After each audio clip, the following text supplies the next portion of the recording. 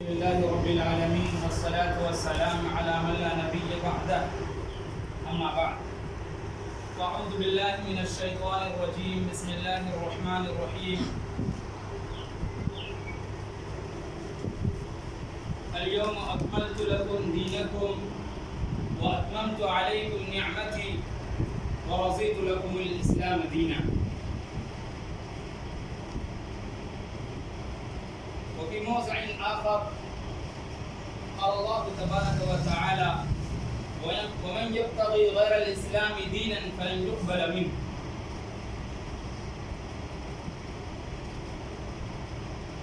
میرے محترم بزرگوں، دوستوں، عزیز ساتھیوں اور میرے پیارے بھائیوں، آج جمعہ کا دن ہے اور ہم سب یہاں ایک بہت ہی متبرک اور ایک دینی فریضہ یعنی جمعہ ادا کرنے کے لیے جمع ہوئے ہیں، اور اس جمعہ کو مسلمانوں کا چھوٹا عید بھی کہا جاتا ہے، کیونکہ اس موقع پر ہر طرح کے لوگ ایک ساتھ سر جوڑ کر مسجد میں تشریف لاتے ہیں اور نماز جمعہ ادا کرتے ہیں۔ میرے محترم بزرگوں، دوستوں، یہ وقت جو ہم سب کا گزر رہا ہے وہ بہت ہی نازک اور پرخطر وقت گزر رہا ہے۔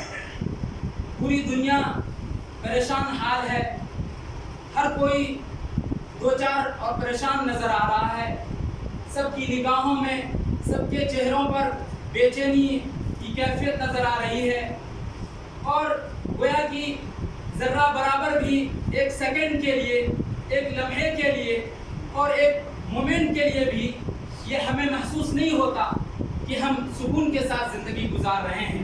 ہر لمحہ یہ ڈر اور خوف اور یہ ہراس اور یہ بے چینی لگی رہتی ہے کہ کس وقت ہم پر کون سی آفت آ جائے اور ہم دنیا سے چلے جائیں۔ اور وہ آفت جس کے بارے میں بتانے جا رہا ہوں وہ ایک وائرس ہے جس کو کرونا وائرس کے نام سے جانتے ہیں۔ اس وائرس نے پوری دنیا کو بے چینی اور پریشانی کی حالت میں لا کھڑا کر دیا ہے، لیکن افسوس اور صد افسوس، ہزار بار افسوس کی بات یہ ہے کہ ہم اللہ کے اس پکڑ سے اور اللہ کے اس عذاب سے جس طرح بچنا چاہیے، بچنے کا مقصد یہ ہے کہ ہم اس کو جس سنسیریٹی کے ساتھ، جس احتیاط کے ساتھ اور جس ڈر اور خوف کے ساتھ لینا چاہیے ہم اس کو نہیں لے رہے ہیں۔ ہم اللہ کے جلال کو اور بھڑکا رہے ہیں، ہم اللہ کے وحدانیت کو، اللہ کے جلال کو، اللہ کے جو ہے غصے کو اور بھڑکا رہے ہیں، اور اس پر ذرہ برابر بھی توجہ نہیں دے رہے ہیں کہ آخر یہ وبا، یہ پریشانی، یہ بیماری جو پھیلی ہوئی ہے وہ کس وجہ سے ہے اور کیوں ہے، اور ایسا کیوں ہو رہا ہے کہ یہ بیماری جانے کا نام نہیں لے رہا۔ اس کی سب سے بڑی وجہ یہ ہے کہ ہم ابھی تک ہوش کے ناخن نہیں لیے ہیں، اور ہم اللہ اور اس کے رسول کے بتائے ہوئے طریقے پر چلنے کی کوشش نہیں کر رہے ہیں۔ ہم مسجدوں کو آباد نہیں کر رہے ہیں، ہم نمازوں کی پابندیاں نہیں کر رہے ہیں، ہم سنت نبی کو نہیں اپنا رہے ہیں۔ سب سے بڑی وجہ یہی ہے۔ ہم دیکھ رہے ہیں پوری دنیا تماشا دیکھ رہی ہے، ایک تماشا بنی ہوئی ہے سوشل میڈیا پہ اور الیکٹرانک میڈیا پہ اور ٹی وی پہ، چینلوں پہ۔ روز ہم خبریں سن رہے ہیں کہ فلاں ملک میں اتنے لوگ مر گئے، فلاں ملک میں اتنے لوگ آج جو ہے اس بیماری سے سنکرمت ہو گئے، فلاں لوگ اتنے جو ہے اس بیماری میں مبتلا ہو گئے، فلاں اتنے مر گئے۔ لیکن صرف ہم لوگ ایک باتوں کی باتونی بنانا اور صرف باتیں ہی کر رہے ہیں، ہائے افسوس وہاں اتنے لوگ مر گئے، ہائے افسوس وہاں اتنے لوگ دنیا سے چلے گئے، ہائے افسوس وہ مر گیا۔ صرف اس طرح کی باتیں کر رہے ہیں، لیکن ایک ذرہ برابر کے لیے بھی، ایک لمحے کے لیے بھی تنہائی میں بیٹھ کر اللہ اور اس کے رسول کے بارے میں نہیں سوچتے ہیں کہ یہ آخر یہ بیماری جو ہمیں لاحق ہوئی ہے اس کی وجہ کیا ہے، کیا وجہ ہے جو اس بیماری جو ہے آج سے 4 سے 5 مہینہ ہونے جا رہا ہے، لیکن اس کا خاتمہ نہ ہونے کا نام نہیں لے رہا، یہ جانے کا نام نہیں لے رہا۔ میرے دوستو، یہ وقت ہے کہ ہم ہوش کے ناخن لیں, ہم اللہ اور اس کے رسول کے بتائے ہوئے طریقے پر چلیں, نہیں تو وقت دور نہیں کہ ہم جو ہے ہمیں منہ کی کھانی پڑے گی. ہمیں ہم اللہ کے جلال کو اور زیادہ مت بھڑکائیں, بلکہ ہم اپنے نبی کے طریقے پر چلیں اور مسجد کی طرف راستہ رکھیں. یہ جو ہے حکومتیں روزانہ پالیسیاں بدل رہی ہیں, نئے روزانہ طریقے لا رہے ہیں, ان کو جو کرنا ہے کرنے دیجئے, لیکن ہمارا جو کام ہے ہم وہ کریں. ہمارا وہ کام ہے کہ ہم نماز کی پابندی اگرچہ ہم مسجد میں اگر حکومت کی طرف سے اگر پابندی عائد ہے کہ دور کے ہٹ کے نماز پڑھیں, اگر آنے کی بھی پابندی لگ جائے کہ نہیں آ سکتے ہیں تو گھر میں پابندی کریں. ہمیں تو چھٹکارا مل گیا ہے, چلو ٹھیک ہے مسجد بھی بند ہو گئی اور ہم نماز سے چھٹکارا مل گیا, ہم یہ احساس کر رہے ہیں. نہیں میرے دوستو, یہ فکر کرنے کی بات ہے, سمجھنے کی بات ہے.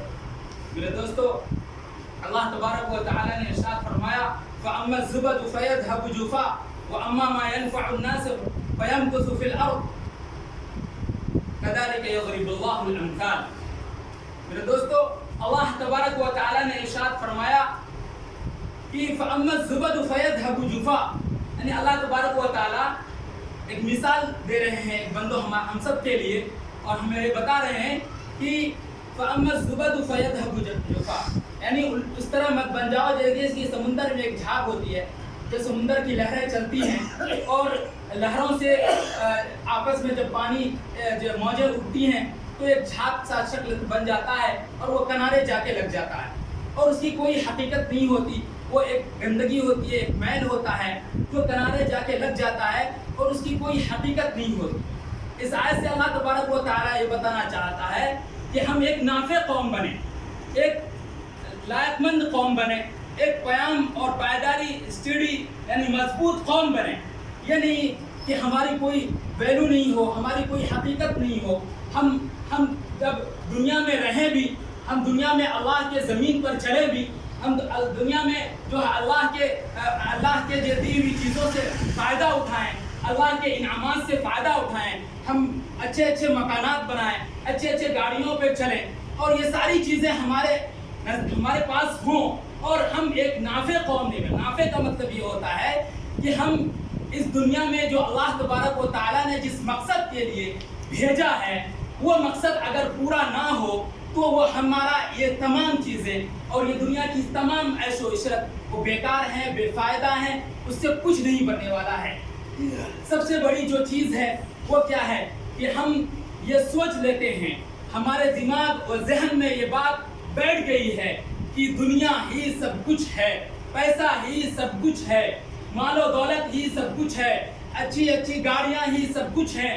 یہ ہمارے دل و ذہن میں, ہمارے دماغ میں چلتے پھرتے, اٹھتے بیٹھتے, کھاتے پیتے, یعنی ہر وقت ہر انسان یہی سمجھ رہا ہے کہ دنیا ہی سب کچھ ہے. نہیں دوستو, دنیا سب کچھ نہیں ہے. دنیا اس قوم کو اور اس انسان کو, اس قوم کو, اس بشر کو دنیا معاف نہیں کرتی ہے, اس کو ہلاک و برباد کر دیتی ہے جس قوم کے اندر انفع کی صلاحیت نہ ہو. یعنی جس قوم سے اللہ کو ذرہ برابر بھی اللہ کی مخلوق کی اور اللہ کے بتائے ہوئے طریقوں پر چلنے کا جذبہ جس قوم کے اندر نہ ہو, جو قوم اللہ کے اور اس کے رسول کو پیغام کو دنیا تک نہیں پہنچا سکتا, اس قوم کو اللہ ہلاک و برباد کر دیتا ہے. اس قوم کی مثال ایک جھاگ کی طرح ہے جو سمندر کے کنارے لگ جاتا ہے, کبھی ہوائیں آتی ہیں تو اس کو اڑا کر لے جاتی ہے, اور کبھی طوفان آتا ہے تو وہ ختم ہو جاتا ہے. اس قوم کی مثال اسی طرح ہے, ایک جھاگ کی طرح ہے, اس کا کوئی وجود نہیں ہے. یہ فطرت کا قانون ہے. اللہ تبارک و تعالیٰ کے یہاں دو قانون ہیں, ایک شریعت کا قانون ہے, ایک فطرت کا قانون ہے. اللہ کے شریعت کے قانون میں معافی ہے. ہم سے کوئی گناہ ہو گئی, ہم سے کوئی گناہ ہو گیا, ہم سے کوئی خطا ہو گئی تو ہم اللہ تبارک و تعالیٰ سے ہاتھ اٹھاتے ہیں اور اللہ تبارک و تعالیٰ سے مانگتے ہیں اللہ ہمیں معاف کر دے, تو اللہ معاف کر دیتا ہے. یہ ہوا شریعت کا قانون. ایک فطرت کا قانون ہے. فطرت کا قانون یہ ہے کہ ہم جیسا کریں گے ویسا بھگتیں گے. اگر ہم اپنے والد کو گالی دیں گے تو ہمارا بیٹا ہمیں گالی دے گا. یہ فطرت کا قانون ہے. ہم شراب پئیں گے ہمارا گردہ خراب ہوگا. اس میں اللہ کے قانون میں ذرا جھول نہیں ہے. فطرت کے قانون میں معافی نہیں ہے, شریعت کے قانون میں معافی ہے. جس قوم میں زنا اور بدکاری ہوگی اس قوم کی جو ہے اس کی صفائی خون سے ہوگی. یہ فطرت کا قانون ہے. وبا سے ہوتی ہے, یہ فطرت کا قانون ہے. فَأَمَّا الزُّبَدُ فَيَذْهَبُ جُفَاءً فَأَمَّا مَا يَنفَعُ النَّاسُ فَيَمْكُثُ فِي الْأَرْضِ. اور وہ قوم جو نافع ہوتی ہے وہ جو ہے زندہ رہتی ہے, وہ ہمیشہ زندہ رہتی ہے. آپ لوگوں نے سنا ہوگا کہ تاتار ایک قوم ہے جنہوں نے مسلمانوں پر ہر طرح کی جو ہے ظلم ڈھایا, لیکن مسلمان پھر بھی جو ہے مسلمانوں کے سامنے ان کو جھکنا پڑا. آخر میں ان کو جھکنا پڑا. کیوں؟ مسلمان ایک نافع قوم ہے, ایک زندہ جاوید قوم ہے, وہ فائدہ پہنچاتی ہے.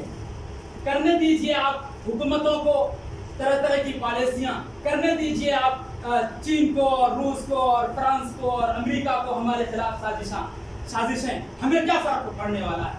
ہم تو نبی کے غلام ہیں, ہم اللہ اور اس کے رسول کے غلام ہیں, ان کے طریقے پہ چلنے والے ہیں. ہمیں کوئی مٹا سکا ہے کیا؟ ہمارے پاس صلاح الدین کی ایوبی کی تاریخ موجود نہیں ہے, ٹیپو سلطان کے تاریخ موجود نہیں ہے, صحابہ اکرام کا تاریخ موجود نہیں ہے. 300 جو ہے 1000 کے مقابلے میں 370 کا تاریخ ہمیں معلوم نہیں ہے. کیا 1000 کے مقابلے میں ہم 313 تھے, لیکن پھر بھی جو ہم نے جو ہے جنگ جیتی ہے. کیا ہمارے پاس تاریخ موجود نہیں؟ کیوں ہم مایوس ہو جائیں؟ کیوں ہم جو ہے اپنے آپ کو سب سے گھٹیا اور سب سے ناچارا اور مجبور سمجھ کر بیٹھ جائیں؟ کیا ہمارے پاس تاریخ موجود نہیں؟ کیا ہم مٹنے والے قوم ہیں؟ نہیں میرے دوستو, ہرگز نہیں. ہم کو کوئی نہیں مٹا سکتا, بشرطے کہ اس کے لیے جو پیغام ہے وہ پیغام یہ ہے کہ ہم جو ہے اللہ اور اس کے رسول کے طریقے پر زندگی گزاریں. کوئی طاقت دنیا کی نہیں ہے جو ہمیں مٹا سکے. لیکن جب ہم ہی اپنے آپ کو کمزور سمجھ لیں گے, ہم آپ کو جو ہے لاچارا سمجھ لیں گے, ہم دنیا کے پیچھے پڑ جائیں گے اور دنیا ہی کو سب کچھ سمجھ کر کے بیٹھ لیں گے, تو ہمارا زوال تو ہے ہی. ہمارے قوم کی تاریخ ہے کہ ہمارا عروج و جوال ہوتا رہا ہے. پریشانی تکلیفیں آتی رہی ہیں, لیکن ہمیں اس پر کھڑا اترنا ہے. ہمیں اللہ اور اس کے رسول کے بتائے ہوئے طریقے پہ چلنا ہے.